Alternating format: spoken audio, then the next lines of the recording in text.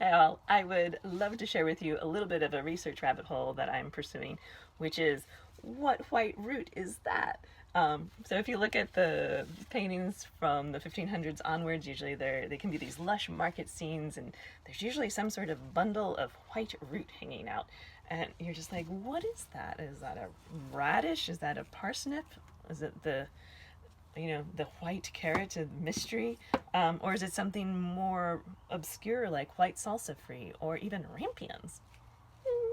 So I'd love to share some botanical tips when you're looking at these historical sources that kind of help guide you in knowing what root that is. And then also some possible modernly available varietals to help mimic that.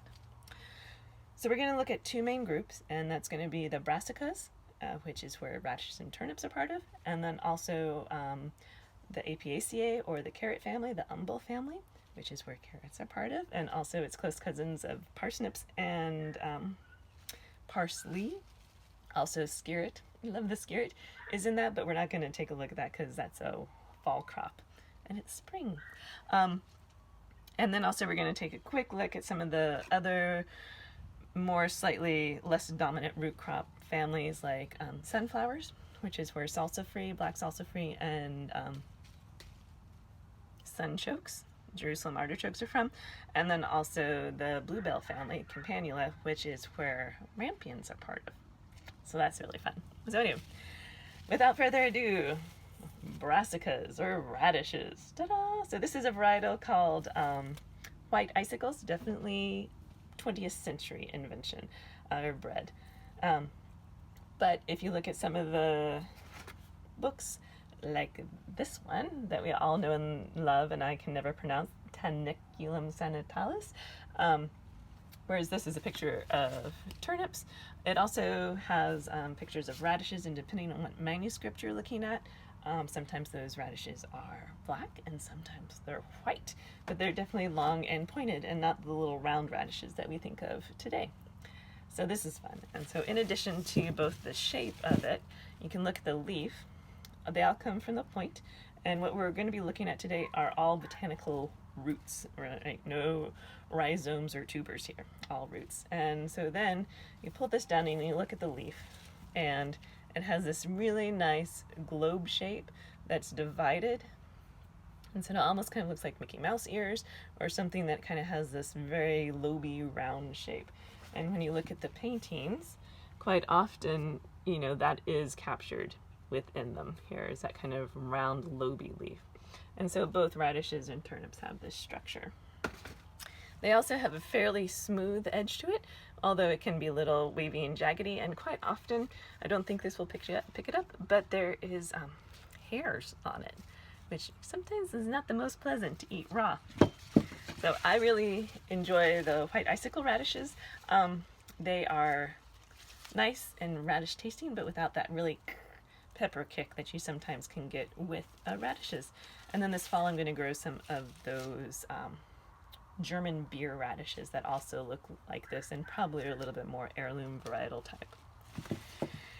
So on to the carrot family. Dun, dun, dun. So we're going to start with parsnips because the leaf structure is really easy to find or to decipher with that. So again, all coming from the central top of our root structure.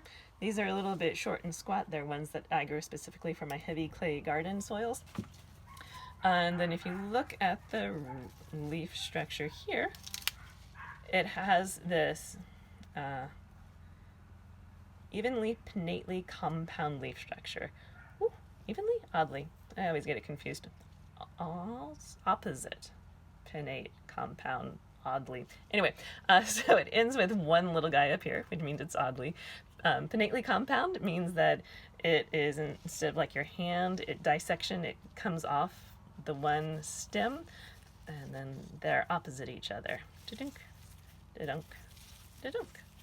And so this is all one leaf. It just happens to be divided out into these small little leaflets. And these leaflets are really easy to see. Then, if we move on to something like root parsley, like these little ones. My chickens were getting into my root parsley bed, and so these are looking a little beat up. But again, all coming from that central point. And then the leaf itself has that pinnately divided leaf structure again. And so again, central stem, this is all one leaf, but it's divided up into these leaflets, and this is actually divided into leaflets yet again. So very divided up. It gives it kind of a more diffuse look. It's parsley, right? The flat leaf parsley that we can get in stores. Again, it ends with a little leaf up here. So those are some good ways to figure out if it's parsley. And then what we all know, adore, and oftentimes argue about is the carrot, right? Is it white? Is it purple? Is it orange? When is it orange? Who knows is it orange? So this is an old French heirloom type, and you can tell that it's just starting to get that dusky orange coloration to it. But otherwise it's still fairly white with that. It also depends on how much you rub it, if it's white or not. Ooh, that's pretty. But the leaf structure is what we're here about.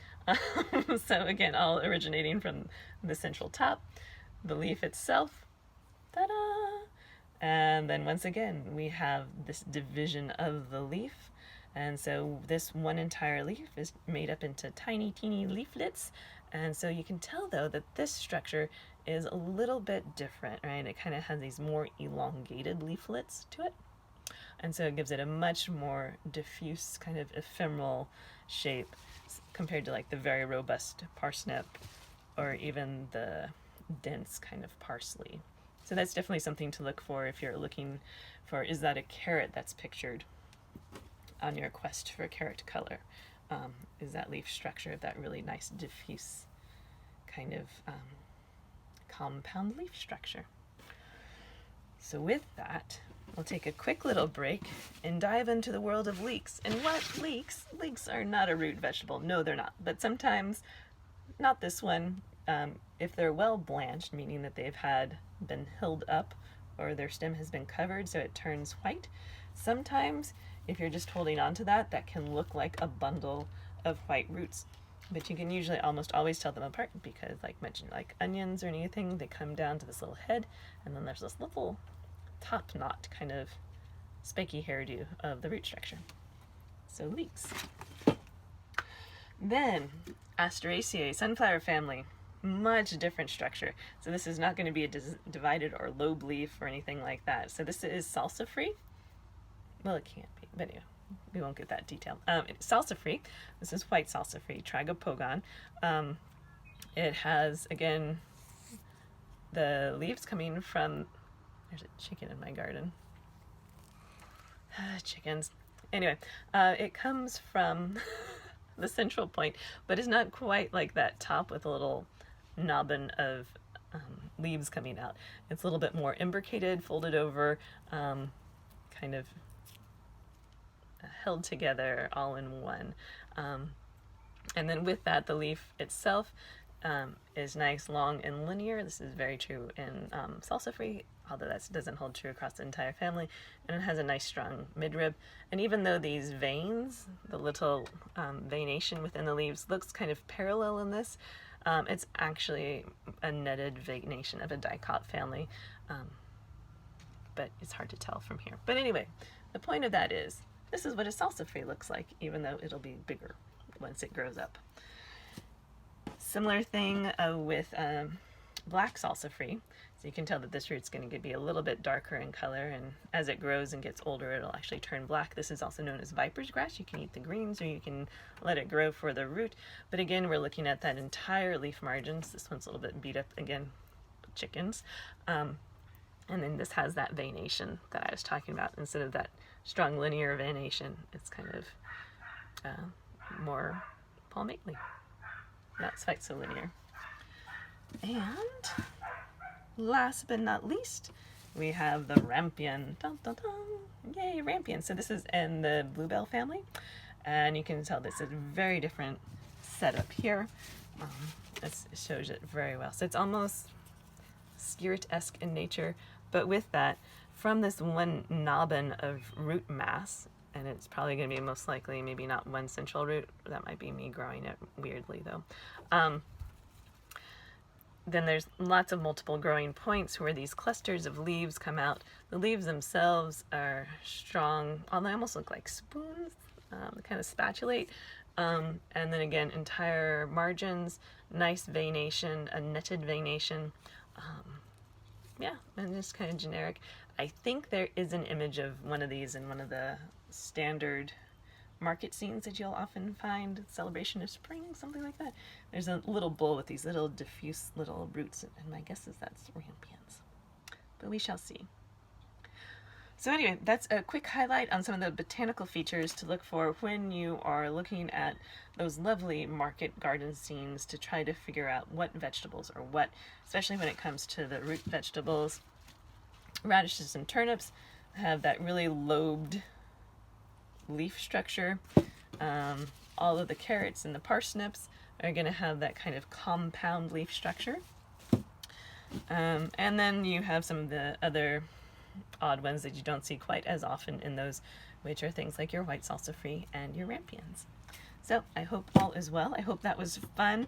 I hope that's helpful if you start delving into the pictures of the time period. I hope you do. There's some really fun things out there. And yeah, I hope to see you at West Coast Culinary Symposium. And I hope you're getting some dirt under your fingernails. One of the destroyers of the garden. Yeah, that's you. Mm-hmm.